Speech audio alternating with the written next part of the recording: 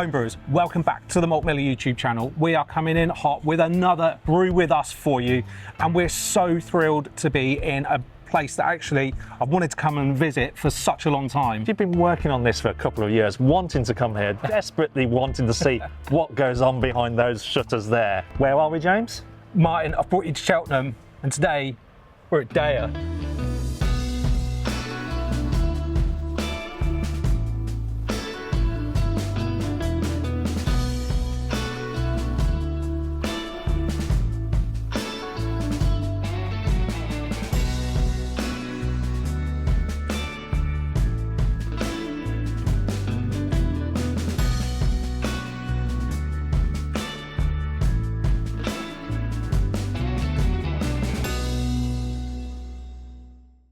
We are now inside the brewery and we're here with Nikki. Nikki, first and foremost, thank you so much for arranging for us to come here today to learn everything we can about DEYA. It's great to have you here. Well, first off, let's start with you. What do you do here? What's your role here at DEYA? I'm the social media and content manager. Okay. So anything that you see on Instagram or Facebook, any of the newsletters, all of that, that's all me. For anybody at home that has maybe been living under a rock and doesn't know who DEYA are, can you tell us a little bit about the backstory of the brewery? So DEYA was started in 2015 by Theo Frame, so we're 10 years old. He started homebrewing while he was at university, decided to drop out of his course because he loved it so much, retrained, went and did a internship over at Odell in America. Oh, okay, yeah. Came back, started brewing, and kind of that's when DEYA started, really. Yeah. He spent a really, really long time only brewing Steady Rolling Man.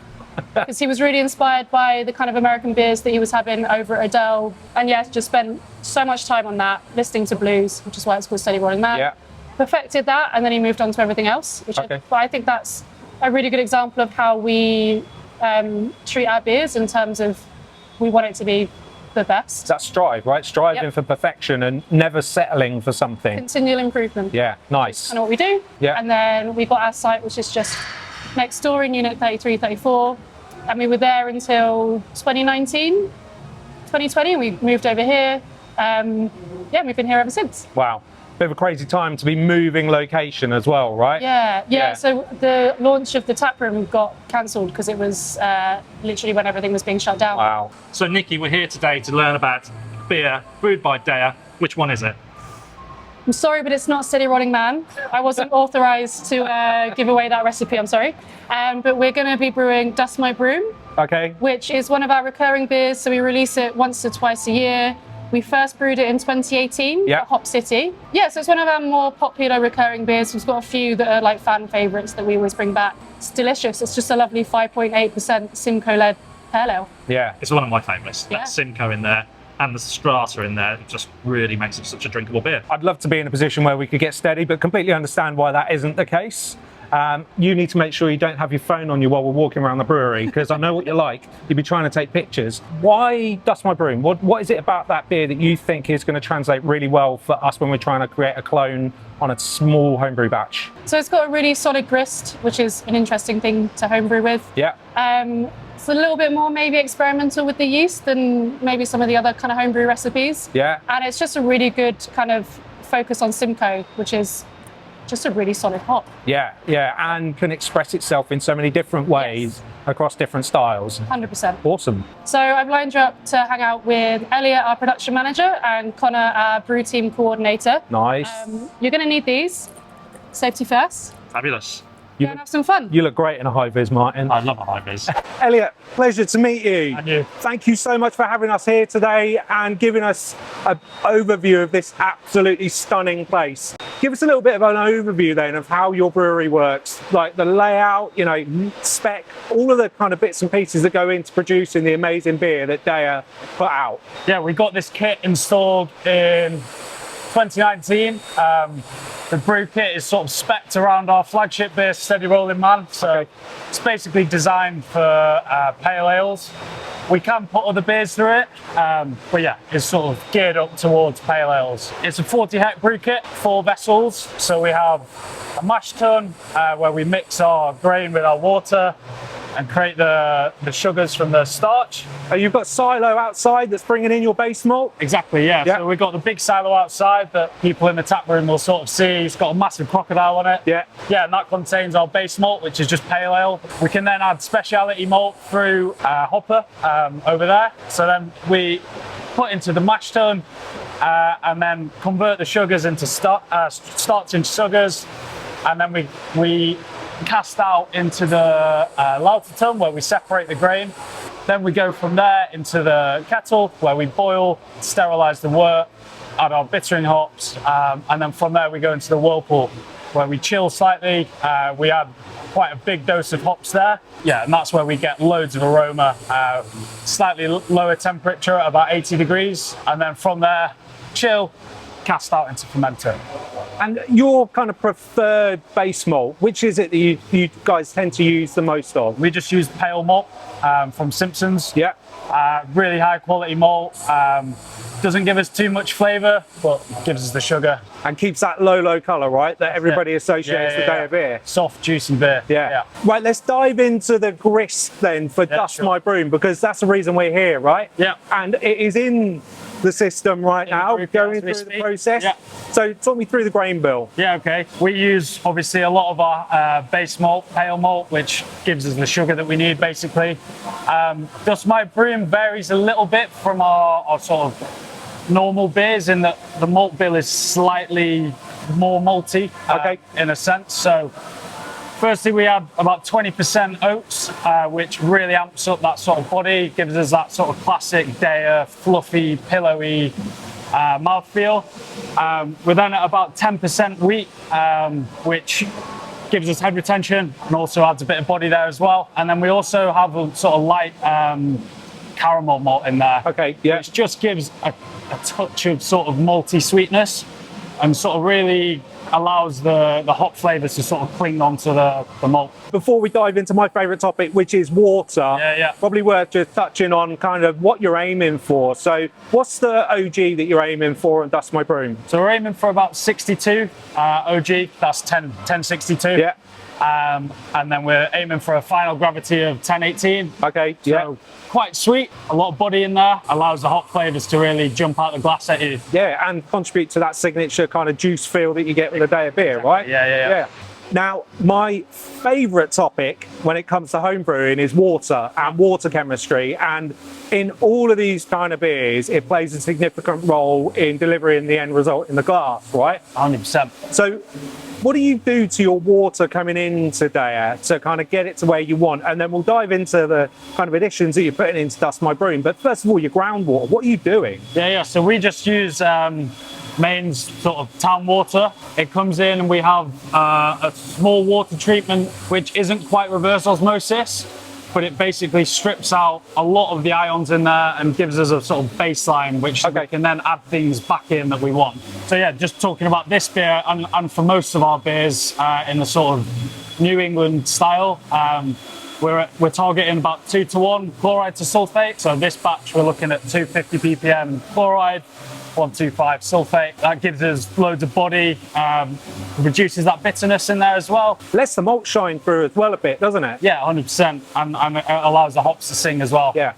it's all kind of that puzzle that brings the finished beer together in the glass. So yeah, nice. It's something that you can quite easily overlook, but it's sort of 94% of what's in your glass, so it's super important. You'd be amazed the lengths that homebrewers go to these days to kind of take care of their water. It's crazy. So we've covered the grist, we've covered water. What's next? So next is sort of the main part of the beer, almost, hops. Connor, our brew team coordinator, is going to sort of talk you through our whirlpooling technique, and then into our cellar where he'll talk about dry hopping. Awesome, and we'll catch up with you again in a little bit. Exactly. Awesome. Packaging. Connor, it's an absolute pleasure to meet you. Tell us a little bit about your role here at DEYA. So I am brew team coordinator, so I look after the brew team. I also brew myself, so I'm sort of brewer / brew team coordinator. Okay. So Elliot's taken James through everything before the whirlpool, so this is where it gets really fun, and you're going to run me through this. Yeah, of course. How long does it take to get out of the kettle into the whirlpool? So it takes about half an hour to get from the kettle into the whirlpool. We've got some pretty high speed pumps You're looking at about 45 hec into the Whirlpool. It then sits there for roughly about 20 minutes on contact time. What kind of temperature is that going to be? 80 degrees. Okay. That's pretty much standard for most of your recipes. It's every single recipe apart from our lager, which goes in at 100. Okay. We get all of our IBUs out of the Whirlpool, so we don't put anything in the kettle. And we've just found for us that just works perfectly. So while it's in there, is the temperature maintained at that 80 degrees or does it drop? So, because it's only in there for 20 minutes and there's a large amount of liquid in there, it doesn't drop at all. We don't actually have any way of changing the temperature once it's in there, but it doesn't seem to drop at all. We've just found it stays in there, spins around, everything goes to the center of the Whirlpool, and we get really clean wort at the end with all of the nice hop oils and aromas. For Broom, what we're putting in there? So we've got Strata CGX, which is a bit like Cryo, a bit like BBC in the way that they pelletize it. It works really, really well with Simcoe. We're actually using liquid products today. We use liquid products in a lot of our brews. Again, we found that it works really well and you get more beer out of it because there's less matter. And we're also using Indie Chinook as well. It used to be 100% Simcoe, but we changed it, adapted it over the years, bringing in little bits and pieces to keep it exciting. And your Chinook, you're looking for something specific, aren't you, with that? We are, yeah. So we hand selected it from a farm in Oregon. We preferred our Chinook to be a lot more citrusy, a lot more grapefruit characters coming through rather than the piney, sappy stuff that you usually get. And that's because you're using it mainly for aroma and flavour in the Whirlpool rather than anything else? Yeah, correct. So when it's done in the Whirlpool, how long to transport all of this over to tank? So for Broom specifically, it takes about an hour to get all 42 hec from here into one of our fermenters. Again, depends on the size of the beer. Sometimes it takes anywhere from 40 minutes upwards to an hour. So that's not whirlpooling for all that hour. It's only whirlpooling for the 20 minutes and then an hour from here over to tank. Correct. And that's where you're going to run James through what happens over there. Connor, we're in the cellar, right? And it's a mightily impressive cellar. You've got a huge amount of tanks here, right? We do, yeah. Yeah, so behind us we've got 10, 14, 80 hec tanks. Right. And then just the other side of the camera, we've got 6 40 hec tanks. Wow, okay. Yeah. And then what are the tanks over here on the left-hand So side? we've got some bright tanks here. We've got 3 80 hec bright tanks, and then we've got the Mammoth, which is the 220 hectolitre. And that one's reserved just for steady? It is, yeah. Nice. Yeah, that's just for our consistency, so we can blend 3 batches into one. Yeah, excellent. So let's dive into where we are in the journey of Broom, right? So we've come out of the Whirlpool and we're heading into tank. So what's happening there? What's going on in the tank before the wort hits it? So before the wort hits it, we pitch our yeasts. We do cone-to-cone pitching. So we'll do a cell count of the slurry, make sure it's all good, and then we'll just hook up the cone-to-cone. We'll slowly push through the amount of yeast that we need for that brew. Yeah, and you calculate that based on the gravity and all of that kind of stuff. Of course, yeah. So based on gravity, based on the cell count slurry and the pitching rate that we're aiming for, we can work out how much yeast that we need. Yeah. That goes in pre-cast. So we want to make sure that the yeast is in before the beer hits, so it all gets mixed up nicely. Yeah, nice. And you don't get any dead spots. Yeah. And what temperature are we heading into tank with for Broom? So for Broom, we're heading in at 18 degrees. We'll set our tanks to 19.5 degrees. So we'll give it a little bit of time to get going, and then we'll manage the temperature for at least the first half of fermentation. Right, okay. And where are we aiming to be at, kind of at the end of fermentation temperature-wise? We set our tanks to about 25 degree cutoff. Generally, it never really reaches 25 degrees, about 24. And that's going to produce quite a lot of yeast character, right? Correct, yeah. So that leads us on really nicely to the yeast, because your yeast strain, your house yeast, is unique. It's not a commercially available strain, right? No, it's not. It's actually 2 different yeast strains. So we had it propagated up by White Labs. We had it checked. It was 2 different yeast strains, one of which is an English ale yeast. The other one, we don't quite know what it is. So the first one produces a lot of glycerol, which is perfect for body, even in our lower EBV beers. We think that that's a big characteristic of our style. And then the second one has big biotransformation properties. Okay. So we can squeeze a bit of extra juice out of those hops without us getting much issue with hop creep. Yeah. We're very lucky there. Yeah. Well, again, that kind of leads us on, right? Because there's ways we can try and manage hop creep, and I believe that you do a cool crash before dry hop goes in. We do, yes. We make sure our fermentation is completely finished. How long is that going to take, roughly, would you say, for Broom? It's about 4 to 5 days, roughly. That's obviously without any fermentation hitches or issues. Yeah. And then we'll do a force VDK check, so we check for diacetyl by heating up a sample. When we pass that, we will then crash it down to 15 degrees, and that's our dry hop temperature. Okay, nice.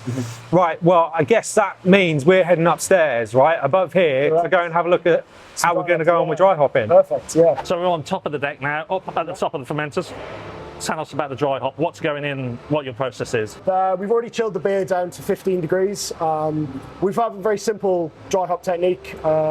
Drop the yeast off after the soft chill.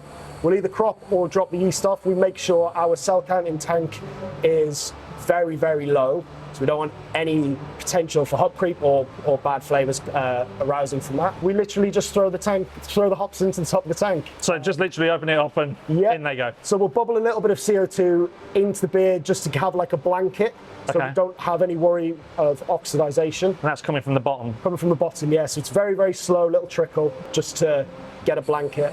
Throw the hops in the top, close up the lids, and then it'll sit like that for about 24 hours before the first rouse. And when you say rouse, you mean pushing CO2 again? Correct, from the bottom? But this time we force it in. So we wanted to have like a big bubble of CO2, kick all those hops up back into suspension, so we can get as much utilization out as possible. We do that AM and then PM of the next day after dry hop. After that, we will then crash chill beer down to 3 degrees. Do you do that gradually, or is it just straight down to it? Straight down. We've got really good glycol jackets with our tanks, so we can get that down in about a day to get the whole tank. So that's about 80 hectolitres of beer down 3 degrees to prepare it for transfer. And I guess because you've taken the yeast out of there, you're not going to get any off flavours from stress to the yeast, because that's exactly. not there. There's no yeast in the tank, so it is essentially just to drop out any matter. We're trying to get as clean beer as possible at this point. And then taking off that hop matter, what's the kind of process there? How often are you doing that? So we don't actually drop the hops out of the tanks. Right, okay. We transfer the beer off the hops into a bright tank. It's ready for carbonation and for packaging, so we won't drop any hops. We'll wait until after the beer's off to remove any matter. Right, and so then when it hits that bright tank, that's where it's getting carbonated as well, is it? Correct, yeah. So we don't use a centrifuge. We try and painstakingly get all that clean beer into the bright tanks, trying to get no hot matter because we don't want anything in our kegs or cans. And yes, that's after the crash chill. It's on hops again for another about 2 days to make sure we are fully at temperature before we transfer. So total contact time from dry hop to transfer is 4 days. And typically, how long is it going to stay in that bright tank before the guys on the packaging line get hold of it? So we will force carbonate on the day. Sometimes we can turn it around for the following day. It kind of depends on the quality of the transfer. Generally speaking, it's about 48 hours in bright tank. What kind of pressure are you putting on there to do that in 48 hours then? We carbonate at about 1.5 bars, but we sit it at equilibrium pressure. It's about 500 millibar, and then we'll put it back up to 1.5 bars to send it over to the canning line. Sorry, I've got completely geeked out on that whole process. Yeah. It's just like what you've told us is just like blowing my mind. We haven't talked about what we're actually putting in there. No, we haven't. So we're doing Simcoe and Strata dry hop.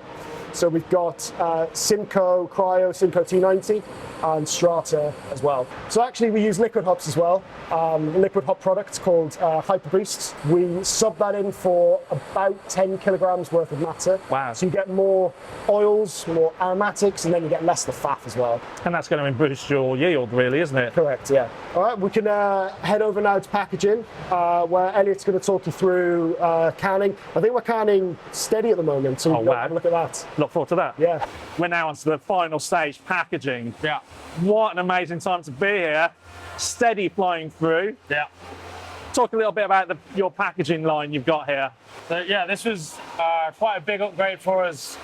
We used to have a tiny little 6-head filler, and it'd take us a whole day to kind of full tank of beer. So we invested in this just after lockdown. Obviously during lockdown, we went all into small pack. So we needed a bigger canning line. So this is a 24 head filler, counter pressure, which allows us to get our oxygen levels right down. We can run this up to about 10,000 cans an hour. We tend to run it at 6,000 to give the guys on the end a chance to keep up. Yeah. It's a great bit of kit.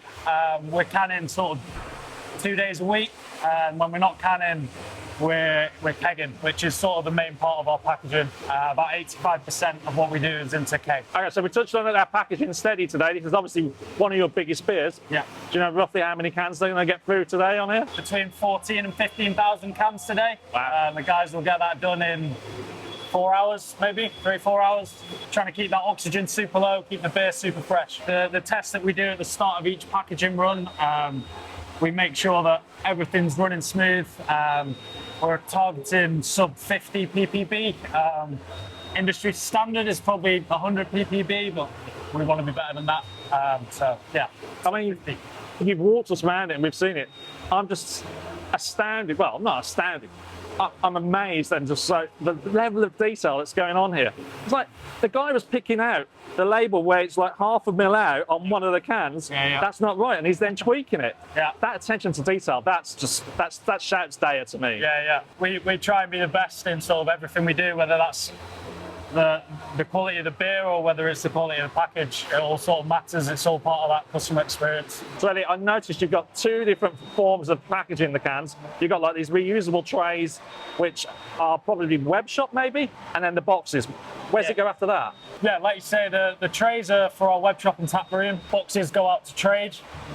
Once we've finished packaging here, all of our stock goes up to the warehouse, where we've got a massive sort of big cold store, big fridge. We've done loads of testing on our beer, and fresh is best. If you keep it cold, it'll last a long time. It sits on a warm shelf. The sort of hot character dies off fairly quickly. Yeah, it's key that we keep all our beers cold as possible for as long as possible. Elliot, missed a bit of a trick here, because everyone who I've kind of spoken to in the brew team down here, they all seem to have started homebrewing. And I believe you did as well. Yeah, I dabbled a little bit whilst I was at uni. Had some disasters, had some successes. And quite a few of the team have sort of dabbled in it a little bit as well. For us to go back and have a go at brewing this, or anyone else having a go at brewing a beer in the style of DEYA, what would you say are the most important things to focus on and concentrate on? I would say, sort of similar to what we spoke about before, water chemistry is massive, especially for this beer style, amping up that chloride, getting a really soft texture to it. Another massive thing with this style of big dry hops is oxygen. If you get any oxygen in your finished package, you're going to end up with a brown, cardboardy beer. Fun water. Yeah, and one thing that we're massive on at DEYA is sort of continual improvement. So when the brewery was founded, Steady Rolling Man was basically just brewed over and over and over again with tweaking little bit. So I would say brew it once, see what goes well, see what went not so well, and then change that for your next process. Keep going until you sort of get closer to that perfection. I think that's some really good, solid advice. Thank you so much for your time. You and the team have been absolutely fantastic, so welcoming. We've learned so much. It's been an absolute privilege to see what goes on behind the scenes here at DEYA. Thank you. It's been great. Looking forward to trying the finished beer. Nikki, it's drawing towards the end of the day, and I just need to say, first and foremost, a huge thank you for setting all of this up, setting us up to spend some time with Connor and with Elliot. Right now, though, I recognise this space. This is the old brewery, right? Yeah, this is the old tap room that we're sat in right now. The old brewery is behind this guy here. Yeah. And I came here probably 2018, something like that. Stopped off, grabbed a load of beers on the way. Theo gave me a tour round. Shamefully, I've not been here since the new space, but that's resolved now. So what is this space? Where are we sat? What's the purpose of this space now? So this is the Swamp. So this is a kind of a bit of a collaborative space between ourselves and a local cocktail bar called Four Cats. Yeah. So we just serve our delicious beer, their delicious cocktails, and some delicious natural wine. We don't want to get rid of this space. It's kind of too sentimental, and also our mix firm is just behind us. Yeah. So that's quite important. And it's also just nice to offer a kind of second venue with a different vibe different kind of focus. It certainly feels more kind of relaxed, a little bit more intimate in this space, doesn't it, than sure. out in the yard. So, Yeah. and I guess as well, when it's chucking it down with rain, this is extra space for people to come in and enjoy a pint. Now, while we were having lunch, it actually dawned on me, everybody was talking about that the majority of what we ate today was grown here. Tell us a bit about that. Yeah, who knew you could grow vegetables in an industrial estate? But we have a very talented gardener, and she can. Yes. So we call it DEYA Urban Garden, DUG for short, and we've got loads of planters in the taproom, behind the staff room, just full of veg. And we have a cook come in every week, and she cooks us food with the vegetables that our gardener Lou grows. It blew me away. We were having asparagus that had been grown here as well. Yeah. So not only can you guys make amazing beer, you can grow amazing vegetables as well. Yeah. It dawned on me actually when we were chatting to you this morning before we kind of got stuck into the conversation, there is a face of DEYA, isn't there? And it isn't one of the team, you know, and actually He is one of the team. yeah, okay. It's not one of the team we've met today. Who is it? He's Domingo Robinson, and he is the crocodile. Okay, where did Domingo come from? So the first ever crocodile appeared on Into the Haze, Yeah. which was the second Great beer. beer. Great. It's amazing. It's the second beer that we ever brewed after Steady Rolling Man. Wow, okay. I don't know if this is in shot, but Steady's here, just Yeah. behind me. So that was the first kind of character, I guess you want to call it, what I can. But our artist, Tom, isn't the most confident with drawing people. And the crocodile just appeared on Into the Haze, not really sure why. And it's just been with us ever since, so yeah. And is everywhere. It's everywhere, yeah. Yeah, yeah. And actually, I think this speaks to something that we've picked up on today. That DEYA isn't about any one specific person or group of people. Yeah. It's about everybody working in the same direction to continuously improve, which is something we've heard a few times today. Yeah. And actually, it's beer first. Everything to do with the brand and the beer is first, and that's the most important thing. And I think that's a really nice thing that unites the team behind that common cause. We're very kind of quality driven, so we want the beer to be the best that it can be. The same with the brand, we're quite passionate about that. Tom's been with us since day one. He's done every single drawing pretty much that you've seen. Yeah, all the art in Yeah. the tap rooms, everywhere. Yeah. So he did the mural on the wall, he did all the big paintings that are hung up. He did this massive mural behind us. But he doesn't live in the UK, Yeah, right? he lives in Belgium, which is why he can't be here today. He's also on paternity leave. Wow, okay. They're good excuses, right? Yeah, 100%. And I think that's one of the kind of nice things about DEYA is that we really kind of focus on the kind of creative aspect of it, in like beer and branding wise. Yeah, well, the tap room seems like such a vibrant space, you know. I'm an avid follower of your socials, big fan of your work. Thank you very much. And it just looks like it's always got such good atmosphere and vibes with loads of people enjoying themselves, great nights put on, right? Great Yeah. DJs. It feels like a community working together, so it's cool. Yeah, and I think we try hard to kind of foster that. Not to be too like pizza party, but like we all get on, we all have the same kind of goal, Yeah, which is just good beer Yeah. and good vibes. So do you think you've got everything that you need? I think so, yeah. I've definitely learned some stuff today, but I may have actually already had a go at brewing Dust My Broom, because Gareth sent us the information for the recipe a little while ago, just so we could get ahead into it, and I dived with both feet into going, I'm gonna have a go at brewing it, and I've brought some along today. Do you fancy trying it? I do, I love being really critical. Okay, Nikki, you've got a little sample there in your glass, so feel free to be as critical as you would like. Well, first of all, that's a really beautiful colour and haze that you've got on that. Yeah, I think that's pretty spot on in terms of how our beers look. Yeah. Our classic DEYA beer is just a hazy boy. Let's give it a smell. It's really nice and tropical. yeah. There's a little touch of dankness in there as well, I think, underneath, which I like. So do I. And for me, the yeast character, there's definitely some yeast character in there. You're going to have to stay tuned to see what we do with yeast, or what I did with yeast. But yeah, there's some kind of fruity notes that I feel are being driven by the yeast as well. Yeah. Get a little bit of grapefruit. Yeah, yeah, just a touch. That's really nice. I thought you were going to be super critical. It was a joke. No, that's really tasty. Like it's got a really nice kind of soft body, Yeah. which is, you know, we love that. Loads of tropical fruit flavours going on in there, and a nice like little bit of bitterness towards the end. Yes. Just to keep it. Like pithy bitterness as well. Yeah. Like a kind of, orange pith Yeah. kind of vibe at the end. It's really nice. Good. Well, I'll take that for a V1. That's pretty good. I'm pleased with that. Yeah, no, I really like that. Excellent. But Okay. I have got something just over here. Okay, here we go. So this is the real thing. Okay, I'll let you do the honours. So we can try it side by side to really put it through its paces. Yeah. It is our last batch, so it's a little bit old. Something about your 500ml cans though, right? Yeah. They are satisfying. Yeah, look at that colour side by side. I think that's pretty spot on. Mine's a little bit darker. Yeah. When you hold it up against the light like that. Yeah, but it's so close. It's so close. I think ours is maybe, A bit more citrusy. yeah, it's a little bit less sharp than yours. Yeah. Yours, I think yours is slightly more, to me, grapefruity, and this is slightly more like, it's not mango, but like a softer kind of citrus fruit. I think I think the main difference for me is your finish is slightly more pithy and bitter, whereas this is a bit softer and rounder. Yeah. But other than that, I think they're pretty, for a first try. Yeah. And, you know, again, homebrewers, we're going to go into our recipe and we're going to tweak it and see what we can do to perfect it. But there are some challenges we've got with this recipe that I think probably are highlighted at the moment. So I'm going to try and work around those.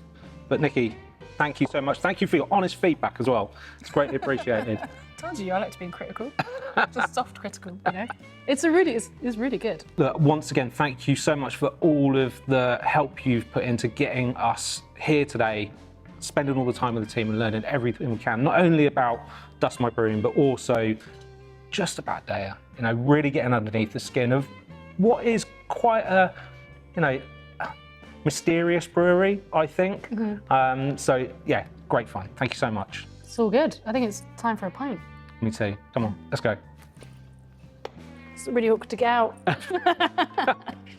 Now we've seen behind the scenes, we've got even more information to hone our recipe for the awesome beer, Dust My Broom. A massive thank you to all of the team at DEYA for allowing us in to see what makes this brewery tick so we can bring even more information to our recipe so that you can brew this beer at home. Now in part 2, we're going to be heading back to TMMHQ to brew ourselves another batch of Dust My Broom, taking into account all the things we've learnt here to see if we can bring it in even closer than the batch we tried in this video. Make sure you're subscribed, you won't want to miss it.